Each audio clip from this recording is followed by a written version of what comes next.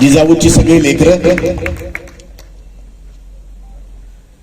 माझ्या बिरसा मुंडाची लेकरं आणि काळाच्या घशातही हात घालून त्याचे दात मोजणारे शहापुरातले ग्रामीण भागातले माजी पत्रकार, तुम्ही आजही जिवंत आहात. तुम्ही आजही जिवंत आहात म्हणून हे गाव पण भोगतंय. नाहीतर या शहापूरची मसनवट 10 वर्षापूर्वी सुरू झाली होती. तुम्ही आहात म्हणून. एकदा आपण दिल्लीवारी केली, मात्र त्यावरती हुरळून जाऊन जमणार नाही. प्रत्येक अधिवेशनात शहापुरातले 10 पत्रकार तरी बसले पाहिजेत आणि त्यांनी बघितलं पाहिजे संसद कशी चालते ते. जर आज तुम्ही बघाल तर उद्या तुमची लेकरं बाळ राज्यकर्ते बनतील, म्हणजे आमदार खासदार बनतील नव्हे, पंतप्रधानांची कचेरी कशी चालते हे जिजाऊ सांगते, ते बघण्यासाठी. हो, ठाणे जिल्ह्याने टेंबी नाक्यावरच्या एका पारशीवाड्यानं आनंद दिघे नावाचा धर्मवीर दिला. मात्र झडपोलीच्या आदिवासी भागातून की जिथे मुठभर भाजीही नीट उगवत नव्हती, त्या आदिवासी भूमीमधून निलेश सांबरे नावाचा कर्मवीर महाराष्ट्राला मिळाला आणि त्या कर्मवीराची गोड फळं आज कोकण किनारपट्टी बघते.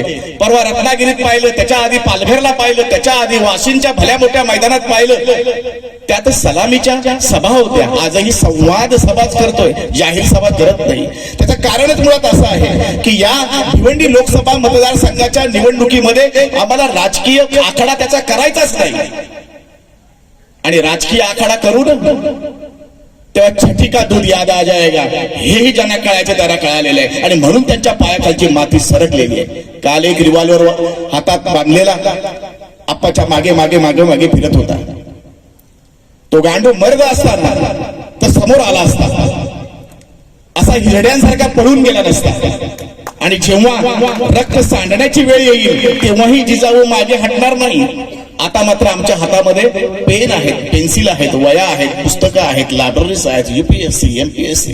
अँकर लोक बोलता बोलता बोलता इतके बोलत जातात की तुम्ही ऐकून ऐकून थकता, मात्र त्यांचं सांगणं संपत नाही. त्याला कारण आहे की गेल्या 8-10 वर्षामध्ये जिजाऊ नावाच्या ह्या सामाजिक संघटनेनं इतक्या गोष्टी उभ्या केल्या की त्या सांगण्याच्या पलीकडे आम्हाला दिलेला आमचा वेळच पूर्ण होत नाही.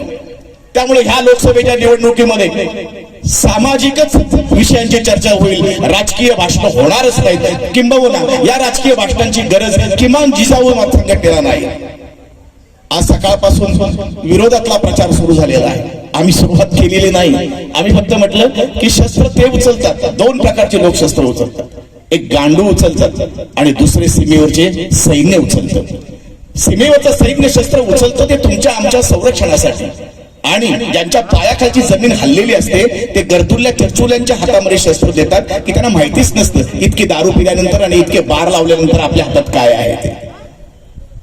पैसे खर्च करण्यावरून झालं. पैसे खर्च करायला खरंच जसं म्हणतात की देव आहे सांगायला अक्कलही लागत नाही आणि हिंमतही लागत नाही. पैशाचंही तसंच. पैसे खर्च करायला मात्र अक्कलही लागते आणि हिंमतही लागते. मला या निलेश आप्पाच्या आईचं, बहिणींचं, बायकोचं, त्याच्या परिवाराचं नेहमी राहून राहून कौतुक वाटतं की मोठ्या हिमतीचे लोक आहेत ती, की आपला मुलगा या आजच्या युगामध्ये 100 रुपये कमवतो, व्यवसायातल्या आलेल्या 100 रुपयातून 80 रुपये हे समाजसेवेवरती खर्च करतो. एखाद वर्ष, एखादं लग्न, एखादी घटना, एखादी स्पर्धा नव्हे तर सातत्याने गेली 15 वर्ष आपल्या व्यवसायातला इतका पैसा खर्च करून गोरगरिबांची मुलं शिकवतो, आजारपणामध्ये माणसं जगवतो आणि सांगतो मोठ्या तोंडाने की औषधापायी कुणाचा जीव जाता कामा नये. ही समाजसेवा ज्या घरातून उभी राहिली त्या लोकांची जी स्वप्न आहेत, ही या स्वप्नांचा अंदाज राज्यकर्त्यांना येणार नाही. आज सकाळपासून सांगतायत की निलेश सांबरेंना खासदार झाल्याचं स्वप्न पडतंय. हो, स्वप्न ही जिवंत माणसाला पडतात. हिजड्यांना आणि मुरदाडांना, मेलेल्या मळ्याला स्वप्न पडायचं कारण नाही. आणि जे 5 वर्षाच्या अग्रीमेंट वरती आम्ही घेतले होते ते नालायक ठरल्यानंतर त्यांच्या कमरेवरती लाथ मारून त्यांना पुन्हा भुईसपाट करून गोडाऊन बांधायला पाठवण्याची हिंमतही या तालुक्यात आहे. कारण हा तालुका साधारण तालुका नाही, हा साक्षात छत्रपती शहाजी महाराजांनी वसवलेला तालुका आहे. ज्यांनी याचा शोध घेतला बिचारा आज आमच्यात तो नाही की हे शहाजीपूर आहे. या माऊली किल्ल्यावरून दक्षिणेकडे निघताना शहाजी महाराजांचा बराचसा काळ हा माऊली किल्ल्यावरती गेला. शेवटची लढाई ही माऊली किल्ल्यावरची. आणि त्याच काळामध्ये इथल्या 4 आदिवासी सरदारांना दिलेला शब्द म्हणून त्यांनी ही बाजारपेठ बसवली. त्याचा शिलालेखही शहापुरात आहे. आजच्या पिढीला ते माहित नाही, हे शहाजीपूर आहे. हे शिवाजी महाराजांच्या वडिलांचं गाव आहे आणि म्हणून आजही इथली जमीन जागी, इमानदार आणि जागती आहे आणि ती कधीही कुणाला दगा करणार नाही. इथला आदिवासी गरीब आहे, इथला कातकरी भिल्ल गरीब आहे, इथला शेतकरी गरीब आहे आणि म्हणून सत्तेत बसलेले लोक आदिवासी विकास महामंडळाच्या नावाने दरवर्षी ह्यांना लुटतायत, नागडं करून करून खातायत. मात्र तो बघतोय असं म्हणतात. तो अल्लाह आहे, तो ईश्वर आहे, तो ख्रिस्त आहे, तो कोणीही असेल, मात्र तो बघतोय. आजी सांगायची की तो वरून बघत असतो आणि तो बघतोय की नाही माहित नाही. मात्र आज तुमच्या बरोबर आणखीन 2 डोळे जिजाऊचे आहेत. हे डोळे मात्र जागता पहारा करणारे आहेत आणि येणाऱ्या दिवसामध्ये उद्या भारताला हा मेसेज देणारे आहेत की गेले 75 वर्षात आम्ही आमदार, खासदार, नगरसेवक, तालुका पंचायत, जिल्हा परिषद असे असंख्य राज्यकर्ते निवडून दिले, मात्र समाजसेवक मात्र घडवायला विसरून गेलो. आणि समाजसेवक हे जेवणामधलं गोरगरीब मीठ आहे आणि या मिठाशिवाय कुठलंही जेवण पोटाखाली तोंडाखाली उघडणार नाही. आणि म्हणून या साध्या परिवारावरती नजर ठेवण्याची एक मोठी कळ ह्या शहापूरमधल्या पत्रकारांकडे आहे की त्यांनी जागलं पाहिजे. निवडणुकीच्या काळामध्ये होणाऱ्या गैरप्रकारांवरती त्यांनी कार्यकर्ता म्हणून फिरलं पाहिजे की पत्रकार हा केवळ बातमीदारीशी निगडीत असता कामा नये, त्याला ह्या आजूबाजूच्या सगळ्या गोष्टींचं इतरांपेक्षा जास्त भान असतं आणि म्हणून त्याने जागलं पाहिजे. आणि खास करून निवडणूक म्हणजे रात्र वैऱ्याची असं आपण म्हणतो. रात्र नुसती वैऱ्याची नाही, इथला दिवसही वैऱ्याचा आहे. आणि या गोरगरीब मुख्या भैऱ्या समाजाचे कान म्हणून जोपर्यंत पत्रकार उभे राहत नाहीत तोपर्यंत चळवळींना खरा आधार मिळणार नाही. तुम्हाला सगळ्यांना माहिती आहे की गेले कित्येक वर्ष ग्रामीण भागातल्या, ग्रामीण महाराष्ट्रातल्या, देशभरातल्या विविध चळवळीतून आलो. पत्रकार म्हणून फार कमी, परंतु चळवळीमधला कार्यकर्ता म्हणून राबलो. आज निवडणुकीच्या ह्या निमित्ताने एका समाज कार्यकर्त्याचं प्रचाराचं भाषण करत असताना काय आनंद आहे म्हणून सांगू. मगाशी त्या मुलांनी सांगितलं की माझा बाप जेव्हा माझ्याकडे बघतो त्याच्या डोळ्यात दिसतं की मी काहीतरी चांगलं करतोय. एकदा रानावनातल्या माळशेजच्या घाटाकडून कल्याणकडे येत असताना एक कार्यकर्ता माझ्या गाडीत बसता थोड्या वेळाने बोलायला लागल्यानंतर सांगितलं त्याने की माझ्या आयुष्यात हा असा प्रसंग घडला. मी म्हटलं काय घडला? अर्धवट झोपेत होतो, परंतु त्याच्या शब्दाने माझी आयुष्यभराची झोप उडवली. त्याने सांगितलं आई माझी भांडी-कुंडी घासायची, आम्ही एका कारव्यांच्या खोलीमध्ये राहायचो, लग्न करण्याचा तर प्रश्नच येत नव्हता, पण तरी सुद्धा ज्याला समाज भिकेचे डोहाळे म्हणतात तर ते डोहाळे म्हणे मला लागले की मला ना समाजसेवक व्हायचं होतं. म्हटलं तुला असं का व्हायचं वाटतं? पोटाची कळगी भरत नाही.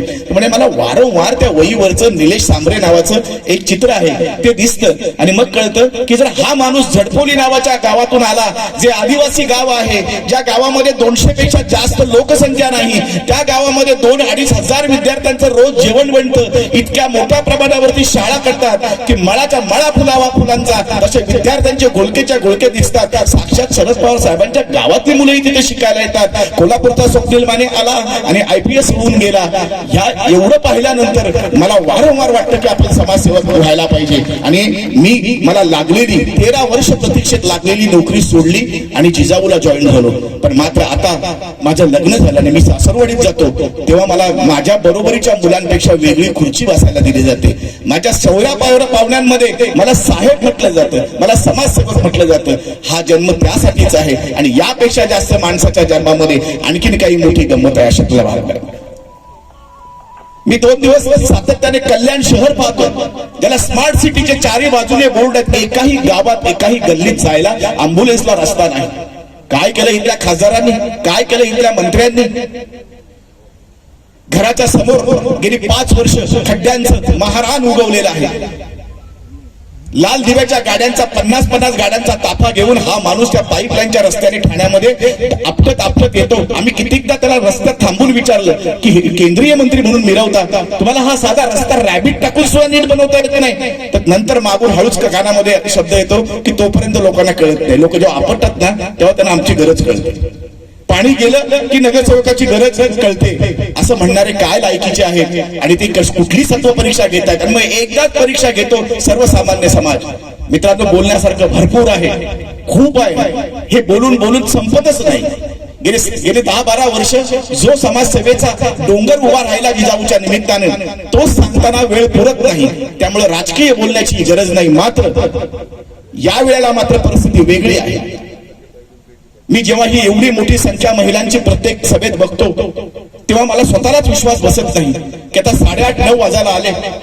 घरातल्या भांड्या कुंड्यांची वेळ, जेवणा खावण्याची वेळ, मुलं बाळं टाकून वेगवेगळ्या गावातून तुम्ही इथपर्यंत पोहोचलात.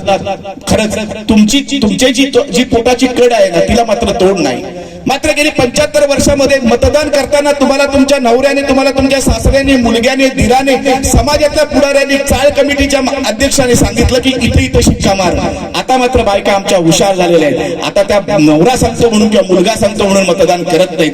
त्यांच्या डोळ्यामध्ये एक चरित्राची छबी आहे आणि त्यांना पक्क माहिती आहे की इतक्या मरत्या रात्री गावापासून लांब या मैदानात येऊन कुणाला ऐकायला बसलोय तो माणूस निश्चित लायकीचा आहे, निश्चित चरित्र संपन्न आहे, समाजसेवक आहे. आणि मी मतदान केलेला रात्री मला निश्चितपणे चांगली झोप येईल की माझ्या देशासाठीच माझं जे कर्तव्य होतं हे मी निस्वार्थपणे केलं. एवढ्यावरती थांबून चालणार नाही. तर आज 75 वर्षानंतर ही काळाची पावलं उलटली पाहिजेत की आज तुम्ही जाऊन तुमच्या घरात त्यांना सांगायला पाहिजे की 75 वर्ष भारतीय स्त्रीनं, नवऱ्याने सांगितलं, मुलाने सांगितलं, तिथे शिक्का मारला. आज बाबांनो काहीतरी अक्कल आमच्यापासून शिका. आज आम्ही सांगतो की गोरगरिबांच्या सेवेमध्ये अख्खं कुटुंब रंगलंय. त्या कुटुंबाचा हात मोठा करा, असला समाजसेवक मोठा करा, जिजाऊच्या नावची ही संघटना मोठी करा की उद्या ती रात्रंदिवस समाजाच्या सेवेच्या कामाला येईल. 20 तारखेला मतदानाचा दिवस आहे आपला. गाफील राहू नका. निशाणी अजून ठरायची आहे. मात्र आपलं सगळ्यांचं नशीब असं की आम्हाला निवडणुका लढायला कधी लागतील असं वाटलंच नव्हतं. ही दळिद्री गोष्ट आहे म्हणून आम्ही राजकारण सोडून समाजकारणामध्ये आलो. मात्र निवडणुका लढण्याशिवाय दुसरा पर्याय नाही. भारतातल्या, राज्यातल्या प्रत्येक बारीक सारीक गोष्टी ज्या प्लॅटफॉर्मवरती होतील ते राज्यकर्ते म्हणून आपल्याला तिथं जावं लागेल. आणि म्हणून आज आपल्या पाठीवरती कुठल्याही पक्षाच्या, पार्टीच्या आणि चिन्हाचं ओझं नाही, कुणाची लाचारी नाही, आम्ही कुणाचे मिंदे नाही. आम्ही आमचा विचार घेऊन जिजाऊला साक्ष ठेवून या मैदानात उतरलेलो आहोत. आणि जिजाऊच्या लेखी बाळींनी आणि मुलांनी, सुनांनी, पोरांनी हा झेंडा बुलंद करण्यासाठी 20 तारखेला दुपारी 11 वाजेपर्यंत आपल्या हक्काची मतं आहेत. एक गट्टा, एक टप्पा पूर्ण करा आणि तमाम भाड्या भाडव्यांचे 12 वाजवा. जय हिंद, जय महाराष्ट्र.